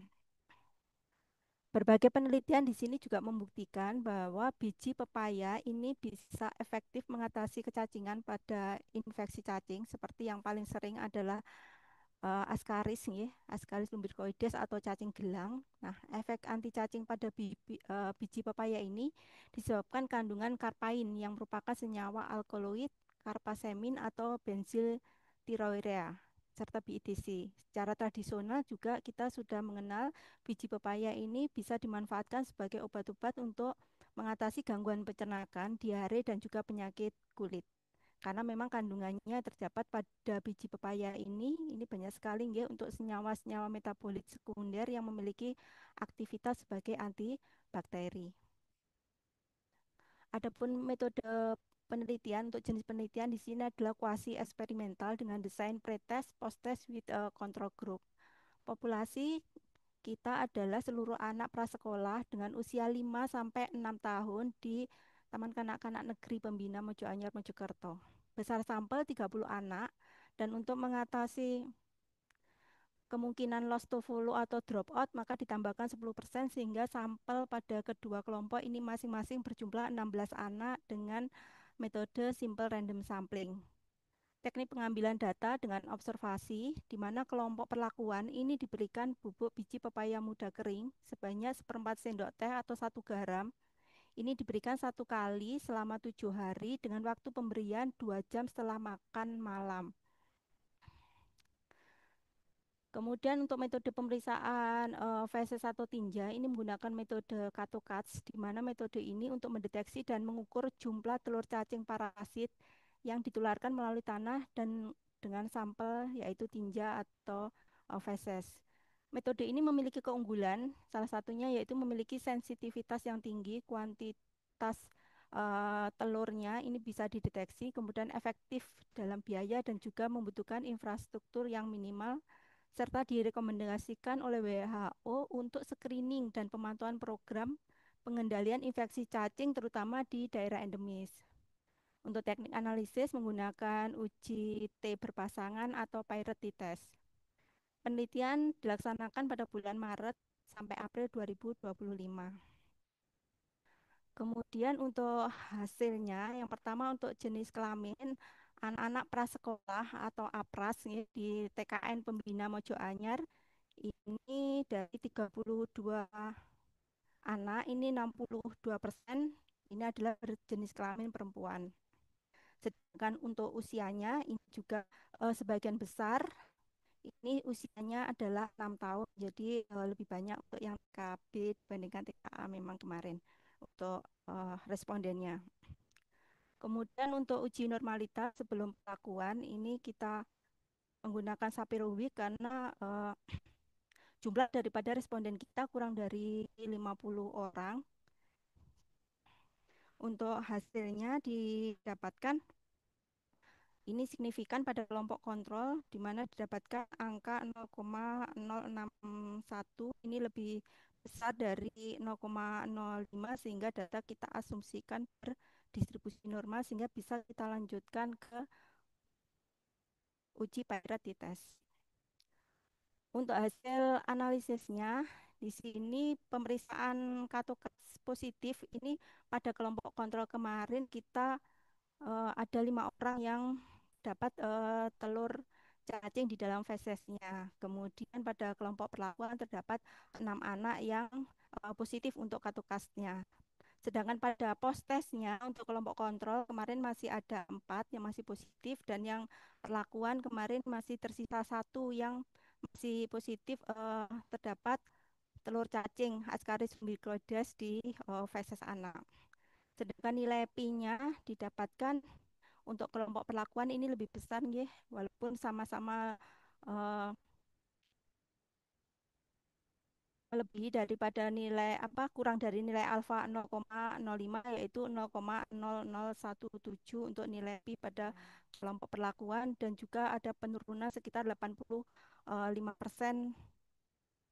untuk katukas dari positif menjadi negatif. Sedangkan untuk discussion di sini, jadi obat-obat cacing atau anti helmintik yang sekarang kita gunakan, yang biasa kita gunakan seperti mebendazole, albendazole, pirantelpamumab maupun piperacin, obat-obat tersebut memang efektif membunuh untuk cacing gitu, tetapi mempunyai efek samping sehingga kita perlu alternatif lain untuk mengobati penyakit cacing dengan harga yang lebih murah dan terjangkau serta tidak memberikan efek samping pada penggunaannya. Nah, kemudian salah satu alternatif penanggulangan ini adalah dengan kita memakai bahan-bahan obat alam atau herbal yang sudah diteliti dan sudah uh, ditemukan ya, untuk khasiat farmasetiknya dari beberapa tanaman yang telah diteliti sebelumnya. Nah, berdasarkan beberapa laporan juga untuk obat-obat alam ini memang sudah banyak juga digunakan pada masyarakat sehingga nanti bisa digunakan sebagai anti helmintik. Salah satunya adalah pepaya. Jadi pepaya tersebut manfaatnya ini bagi kesehatan selain memang terkenal untuk ini memberikan efek yang positif bagi pencernaan kita karena bisa memperlancar buang air besar. Ini pepaya juga membantu membersihkan usus dari racun, ya, sehingga nanti racun-racun yang ada di dalam usus bisa dikeluarkan lewat pembuangan atau lewat defekasi. Kemudian kandungan seratnya, juga kandungan oksidannya, ini juga bisa membersihkan saluran pembuangan dan juga tadi seperti dijelaskan di pendahuluan sebelumnya bahwa untuk gerakan bebas cacingan pada anak-anak sekolah ini juga mulai digalakkan untuk pemanfaatan tanaman-tanaman herbal. Ini digunakan adalah biji pepaya kering sebagai alternatif obat untuk anti helmintis atau anti cacing. Untuk pemberian bubuk biji pepaya kering ini efektif ya, pada anak-anak prasekolah di sini atau anak-anak PAUD maupun taman kanak-kanak ya, usia 5 sampai 6 tahun. Hal ini ditunjukkan dari tadi untuk pemeriksaan feses atau tinjanya dengan metode katokas tadi menunjukkan 83 responden ini akhirnya telur cacingnya sudah tidak ada, kemudian nilai P-nya juga didapatkan 0,0017 di bawah nilai alfa 0,05. Sedangkan saran yang dapat kita berikan kepada orang tua adalah mendukung penuh terhadap upaya memberantas penyakit cacingan pada anak-anak, diantaranya melalui ini pembiasaan PHBS. Jadi untuk perilaku hidup bersih dan sehat yang dianjurkan oleh pemerintah sesuai dengan di Permenkes, yaitu mencuci tangan pakai sabun, kemudian menggunakan air bersih untuk keperluan rumah tangga, menjaga kebersihan dan keamanan makanan, kemudian menggunakan jamban sehat dan mengupayakan kondisi lingkungan yang sehat. Terima kasih. Ini kami sampaikan kepada Ketua Stikes Majapahit Mojokerto, kemudian kepada Kepala Sekolah TKN Pembina Mojo Anyar dan juga kepada Kepala Labkesda untuk Kabupaten Mojokerto. Terakhir, berikut adalah beberapa referensi yang kami gunakan. Baik, terima kasih. Mungkin itu Ibu yang bisa kami paparkan di dissemination pada siang hari ini. Matur suwun. Terima kasih Bu Ica. Saya panggil Bu Ica ya, atau ada panggilan lain? Iya, Ibu kemawon ini sudah Ya. tua ini, Bu. Yang tadi untuk presenter awal itu kan semuanya masih muda. Iya, Muda-muda ini nggih. senior sendiri ini. Dari kebidanan juga kah Ibu? Injih, Ibu, dari Oh, kebidanan juga. alhamdulillah, Masya Allah luar biasa sekali ini penelitiannya. Em, Biji pepaya sebagai anti cacingan ya, sebagai alternatif cacingan. Nah, eh, kita tahu sendiri ya kalau obat cacing itu besar ya Bu ya. Kalau Nggih. anak-anak itu juga mau minumnya itu ya luar biasa sekali bujuknya kalau mau meminumkan obat cacing itu. Kalau biji pepaya ini gimana Bu rasanya Bu? Kita memakai Pahit biji, juga kah? ya, kita memakai biji pepaya yang muda itu Mm-mm. lebih bagus dibandingkan yang sudah Yang tua, Ibu. sudah Jadi yang tua masih ya. putih, ya. Jadi mungkin taraf kepahitan lebih rendah ya dibandingkan yang tua, ya. Warnanya Kemudian pun juga lebih cantik ya Bu ya. jadi itu prosesnya kita keringkan, kemudian kita sangrai, kemudian kita blender atau ditumbuk nanti dia akan seperti tepung ya ibu-ibu ya. Kemudian nanti untuk mengeringkan biasanya sampai butuh waktu 3 hari supaya kering. Kemudian nanti kalau sudah kering ditumbuk atau di blender ya, itu seperti tepung. Nanti untuk pemberiannya ini kemarin kita berikan sekitar 1/4 sendok teh atau 1 gram. Jadi kita bungkusi seperti kita membungkus puyem ya. Jadi Itu nggih. Monggo. jadi Di- diberikan selama 7 hari.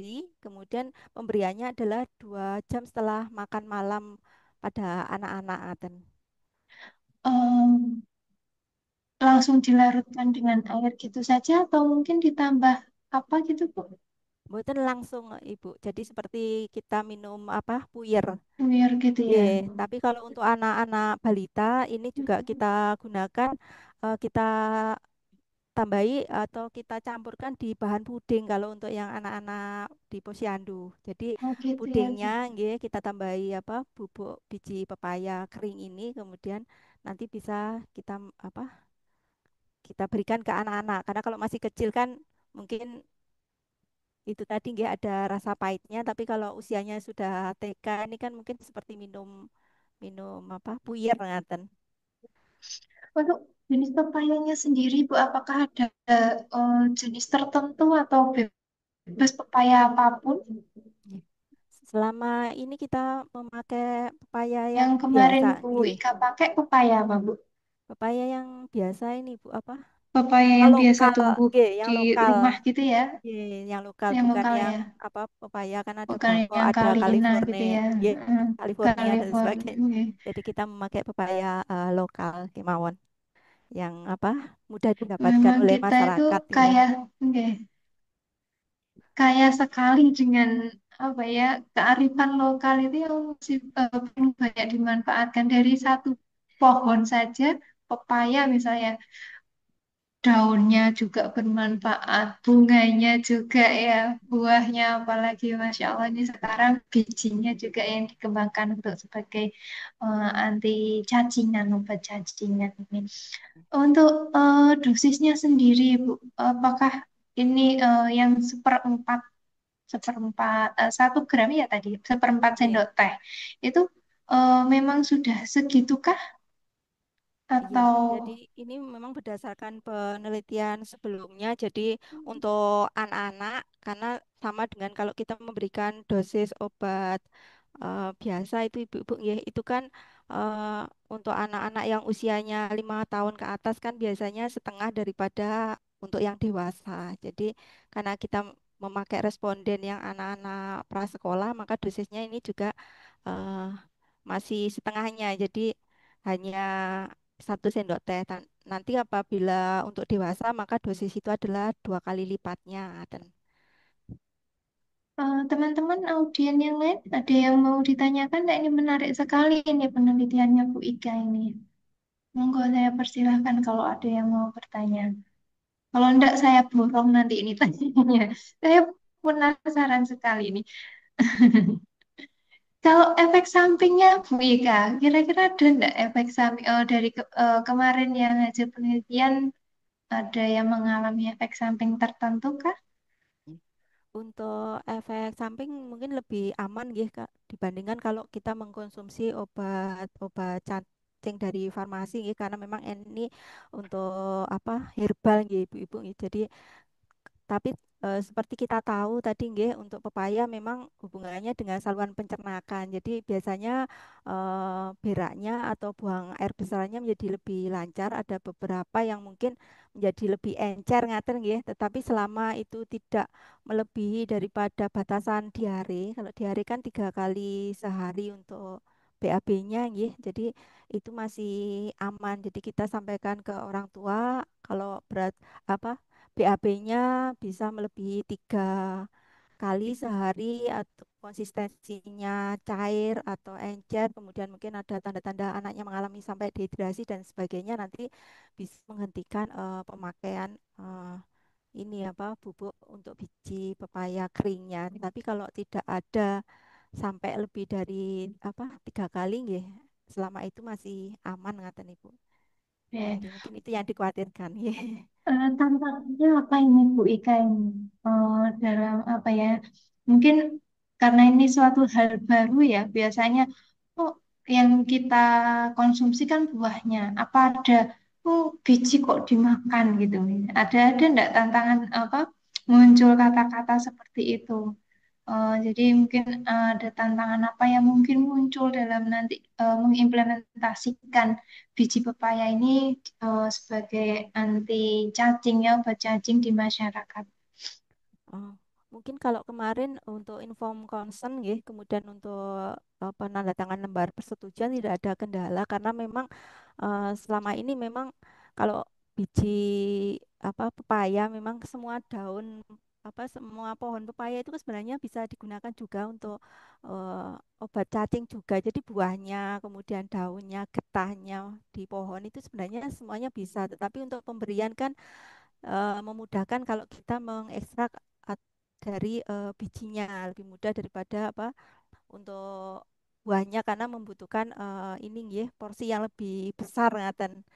Jadi memang tidak ada karena selama ini juga kan tidak ada efek misalnya kecurigaan atau nanti bisa menyebabkan keracunan dan sebagainya menikah enggak ada. Jadi tidak ada yang ini nggih, menolak untuk mengkonsumsi biji pepaya kering ini karena memang terbukti selama ini biji pepaya aman nggih. Aman ya karena Nggih. bahan Kalau alami gitu sekarang ya. itu kan banyak juga yang di TikTok itu juga dimakan sekalian bijinya sekarang itu. Nggih, nggih, nggih. Tapi kalau makan sekalian bijinya kadang pahitnya luar biasa itu jadinya kan ini ya. Eh, Jadi kalau kalau obat cacing itu kan 6 bulan sekali ya Bu Ika ya. Tapi kalau ini aman ya mungkin misal dikonsumsi setiap hari gitu. nggih aman nggih Atau selama ada itu. batas waktu tertentu berapa kali dalam sehari atau seminggu. Oh iya. Jadi kalau untuk pemberian obat cacing sendiri memang ada yang diberikan 6 bulan karena kita kalau di posyandu itu kan bersamaan atau terintegrasi dengan ini nggih vitamin A nggih di bulan Februari dan Agustus Terus nggih. Sebenarnya 6 bulan itu untuk mereka yang tinggal di daerah-daerah atau mungkin berisiko untuk kecacingannya itu tinggi. Tetapi kalau nanti sudah dewasa, ya, itu kan programnya sampai 12 tahun. Jadi kalau sudah lebih dari 2 tahun, kita juga bisa mengkonsumsi untuk obat cacing sebagai tindakan preventif itu 1 tahun sekali. Jadi tidak 6 bulan sekali, ngaten. Sedangkan untuk pepaya ini karena memang itu merupakan bahan herbal, itu kan yang sekarang kita bahas itu kan memang sebagai obat cacingnya, tetapi sebenarnya itu juga bisa berfungsi nggih, selain obat cacing tadi sampun disebutkan bisa untuk antibakteri, antiinflamasi nggih, kemudian juga bisa untuk kosmetik nggih. Ini untuk rambutnya jadi hitam gitu. Itu juga bisa buat masker dan sebagainya. Jadi memang bisa dikonsumsi eh, aman ya untuk setiap hari asalkan itu tadi mungkin kalau ada efek-efek yang timbul seperti masalah di saluran pencernaan mungkin sementara bisa dihentikan ngaten. ya Allah, luar biasa sekali ini penelitiannya Bu Ika ini ya.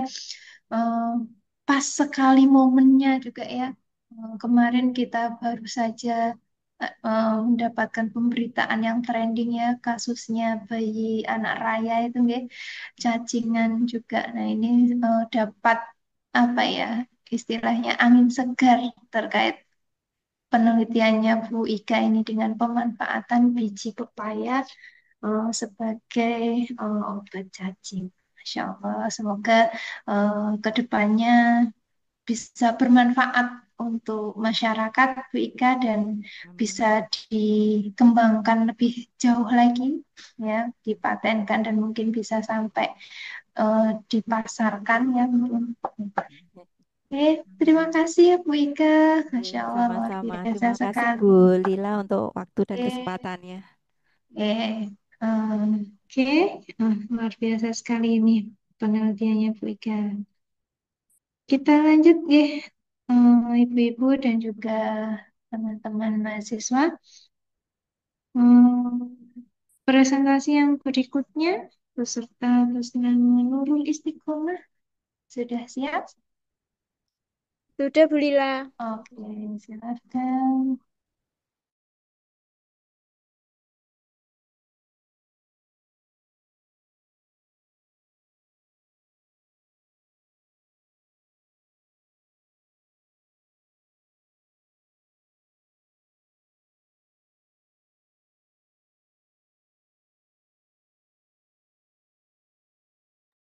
Terima kasih kepada Bu Lila selaku moderator. Di sini saya akan mempresentasikan hasil dari penelitian saya yang berjudul Pengaruh Rendam Kaki dengan Garam Epsom terhadap hipertensi dalam kehamilan di UOBF Puskesmas Bangilan.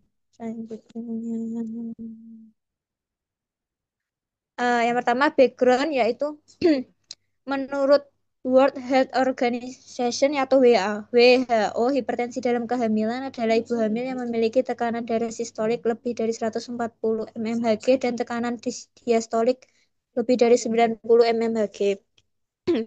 Lalu berdasarkan survei awal yang dilakukan oleh peneliti di UBS Puskesmas Bangilan, terdapat 34 ibu yang mengidap hipertensi dalam kehamilan dan sedang menjalani terapi farmakologi yaitu berupa tablet nifedipin, kalk, dan aspirat.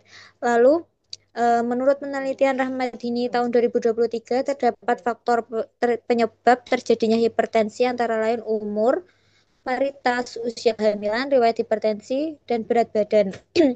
Kekurangan kadar magnesium dalam tubuh juga menjadi salah satu faktor yang mempengaruhi tekanan darah.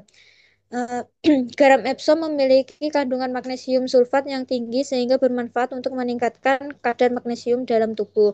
Lalu terdapat dua terapi untuk menurunkan tekanan darah pada ibu hamil, yaitu yang pertama terapi farmakologi berupa obat-obatan dan terapi non farmakologi berupa terapi komplementer, salah satunya yaitu rendam kaki dengan garam Epsom. Lalu penelitian ini bertujuan untuk mengetahui pengaruh pemberian rendam kaki dengan garam Epsom pada hipertensi dalam kehamilan di UBS Puskesmas Bangilan. Lalu metode yang saya gunakan yang pertama yaitu desain penelitian.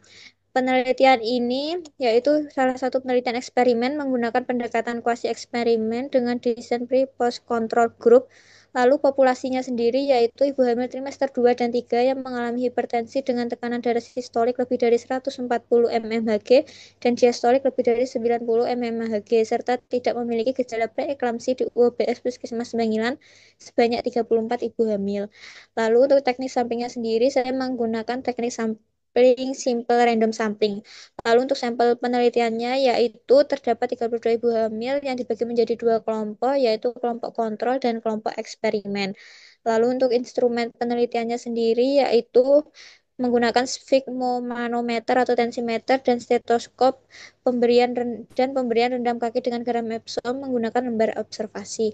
Lalu yang keenam pengolahan datanya sendiri menggunakan uji Mann-Whitney. Lalu untuk resultnya, karakteristik respondennya ini yaitu berdasarkan umur kurang dari 20 tahun 15,6%, lalu 20 sampai 35 tahun 46,9%, lalu yang lebih dari 35 tahun yaitu 37,5%. Lalu untuk paritasnya sendiri yang primigravida yaitu 40,6%, lalu yang multigravida 40,6% dan grande gravida 18,8%. Lalu untuk waktu munculnya hipertensi sendiri dibagi menjadi dua kategori, yaitu kategori yang pertama trimester pertama, yaitu 40,6%, lalu trimester kedua pada 59,4%. Lalu IMT awal kehamilannya sendiri, yaitu underweight, yaitu 60,6%, lalu untuk normalnya sendiri 40,6%, overweight-nya 18,8%, obesitas satunya 22% dan obesitas duanya 19%. Lalu untuk hasil dari pengaruh rendam kaki dengan garam Epsom terhadap hipertensi dalam kehamilan pada kelompok intervensi terdapat 13 yang mengalami penurunan, yang mengalami penetapan 3 responden. Lalu untuk kontrolnya kelompok kontrol sendiri yang mengalami penurunan terdapat 6 responden, untuk yang mengalami penetapan 8 responden dan naiknya 12,5%. Untuk hasil uji Mann-Whitney-nya terdapat 0,01. Lalu discussion. Eh, yang pertama yaitu hasil uji analisis Mann-Whitney pada tekanan darah sistolik didapatkan nilai p-value didapatkan nilai 0,00, maka nilai p-value lebih sehingga terdapat perbedaan yang signifikan antara kelompok intervensi dan kelompok kontrol. Lalu menurut Andrianto tahun 2022 terdapat 2 macam terapi untuk mengatasi hipertensi dalam kehamilan, yaitu terapi farmakologi dan terapi non-farmakologi. Terapi farmakologi menggunakan obat-obatan, sedangkan terapi non-farmakologi dapat menggunakan terapi komplementer, salah satunya terapi rendam kaki menggunakan air hangat dengan garam Epsom. Lalu, menurut asumsi peneliti atau saya sendiri, yaitu rendam kaki dengan garam Epsom mampu memberikan efek relaksasi, melancarkan sirkulasi darah, serta mengurangi ketegangan otot dan edema perifer, sehingga dapat membantu menurunkan tekanan darah secara alami. Ketika terapi ini dikombinasikan dengan nifedipin sebagai antihipertensi, maka penurunan tekanan darah menjadi lebih signifikan karena faktor farmakologi dan non-farmakologi saling mendukung.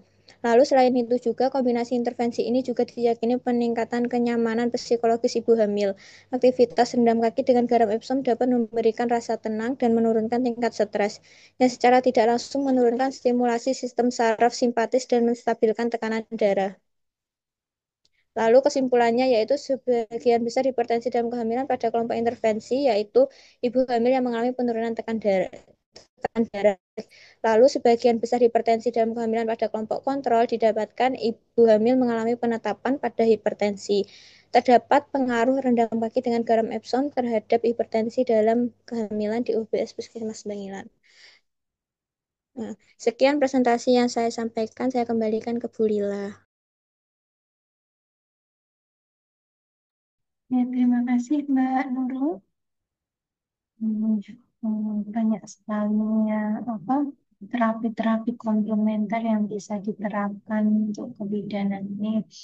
Mbak Nurul ini mengangkat garam Epsom untuk hipertensi dalam kehamilannya. Berapa hari Iya, ini Mbak Nurul pelaksanaan intervensinya?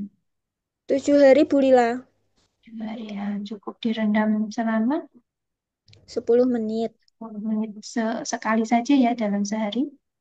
Iya, Bu Lila. Nanti nggak kira-kira? Untuk itunya tidak boleh Bu, karena garam Epsom sendiri nanti bisa kadar magnesiumnya juga semakin tinggi.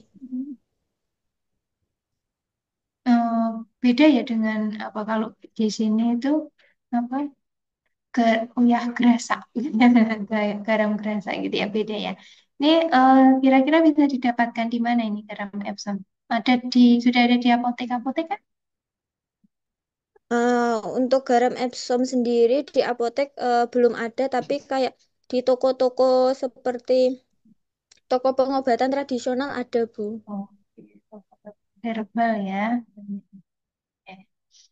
Mungkin teman-teman ada yang mau ditanyakan? Ada yang mau didiskusikan nih dengan Mbak Nurul terkait penggunaan garam Epsom. Bisa untuk menurunkan tekanan darah selain pada ibu hamil juga ya ini?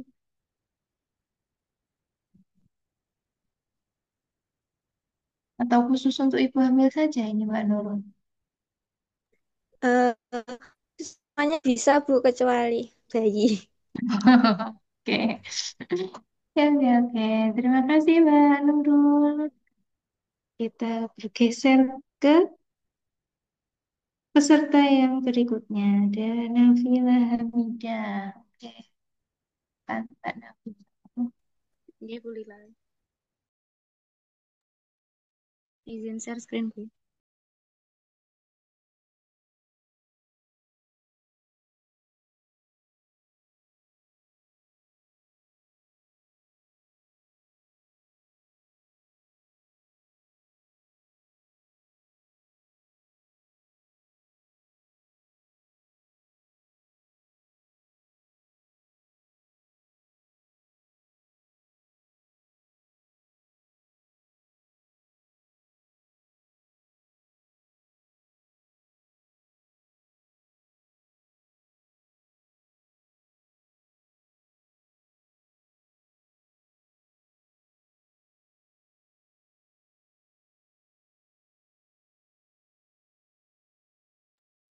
Baik, terima kasih sebelumnya pada moderator yang telah memberikan saya kesempatan untuk melakukan presentasi pada pagi hari ini.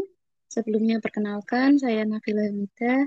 Di sini saya akan mempresentasikan hasil dari penelitian saya, yakni yang berjudul Perbedaan Pengaruh Pemberian Air Rebusan Wortel dan Pemberian Smoothies Wortel terhadap Kejadian Anemia pada Remaja Putri di SMA Negeri 5 Tuban.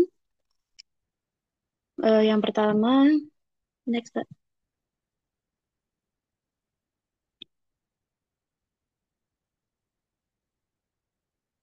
Yang pertama yakni latar belakang. Menurut WHO, anemia pada remaja adalah kondisi ketika kadar hemoglobin dalam darah lebih rendah dari normal, yakni kurang dari 12 gram per desiliter. Anemia adalah kondisi di mana jumlah sel darah merah atau hemoglobin yang rendah sehingga tidak cukup mengangkut oksigen dari paru-paru dan mengantar ke seluruh tubuh.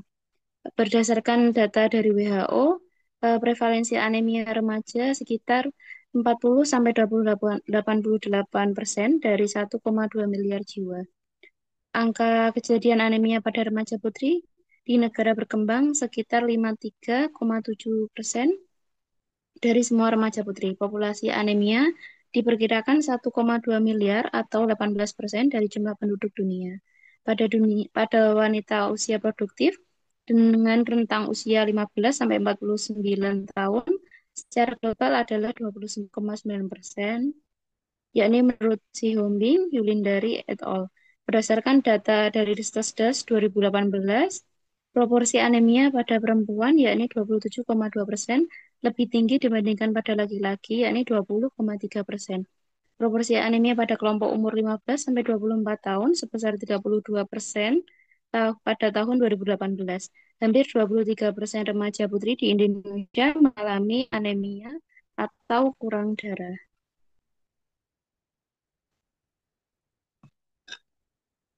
Angka kejadian anemia pada kelompok remaja di Provinsi Jawa Timur pada tahun 2021 menunjukkan angka presentasi sebesar 57,1%. Sedangkan angka kejadian anemia di Kabupaten Tuban pada tahun 2023 menunjukkan angka presentase sebesar 40,8%, yakni dari Dinkes 2023.